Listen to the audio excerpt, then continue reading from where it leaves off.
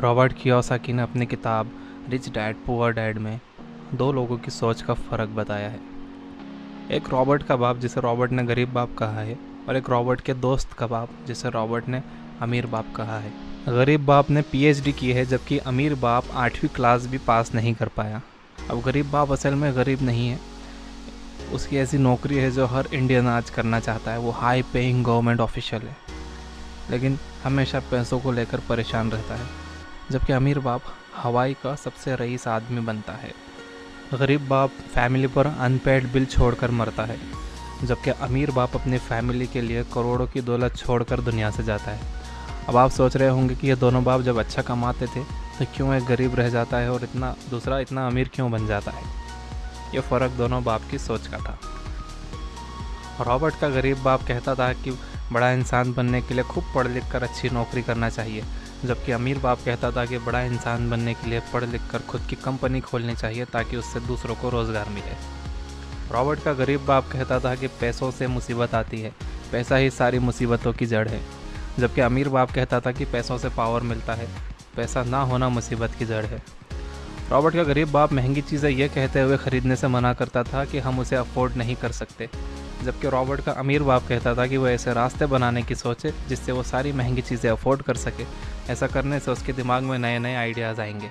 Robert अपने दोनों बापों की बातें सुनकर बड़ा हुआ और अपना दिमाग लगाया और अपने अमीर बाप की बातें मानी और फॉलो की, जो बहुत ही अमीर बना, और उसकी सिखाई हुई बातों से रॉबर्ट ने भी करोड़ों कमाए। दूसरी तरफ उसका गरीब बाप गरीब ही रह गया। तो ऐसा क्या आखिर रॉबर्ट ने अपने अमीर बाप से सीखा? फाइनेंशियल एजुकेशन की प्रॉब्लम यह है कि ये स्कूलों में नहीं सिखाई जाती, इसलिए ये आपको आपकी फैमिली सिखाती है। अब इसमें प्रॉब्लम यह है कि अगर आपके पेरेंट्स दुनिया के टॉप 1% लोगों में नहीं हैं, तो वो आपको सिखाएंगे कि गरीब कैसे बना जाए। इसलिए नहीं कि वो आपसे प्यार नहीं करते, बल्कि उन्हें पता ही नहीं है कि वो क्या सिखा रहे हैं, और वो रिच डैड पुअर डैड जैसी बुक्स नहीं पढ़ते। रॉबर्ट के अमीर बाप ने रॉबर्ट को असेट्स और लायबिलिटीज़ का फ़र्क समझाया। आपने अकाउंटिंग क्लास में जो भी सीखा है उसे भूल जाइए। रॉबर्ट ने इसे अपनी किताब में बहुत आसान तरीके से समझाया है।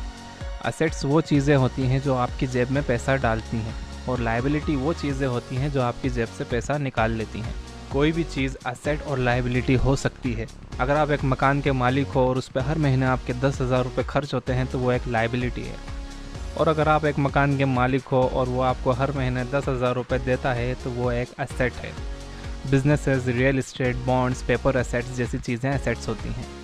ये फ़र्क जानना बहुत ज़रूरी है कि गरीब सिर्फ अपनी ज़रूरतों पर खर्च करता है, अमीर असेट्स खरीदता है, जबकि मिडिल क्लास लायबिलिटीज़ खरीदता है और सोचता है कि ये उसकी असेट्स है। जब तक आप अपनी सोच को नहीं बदलोगे कि आपको आपके पैसों के साथ क्या करना है, तो आप अपनी जॉब से चाहे कितना भी कमा लो, आप उसे अपनी लायबिलिटीज़ और एक्सपेंसेस से मैच कर ही लोगे।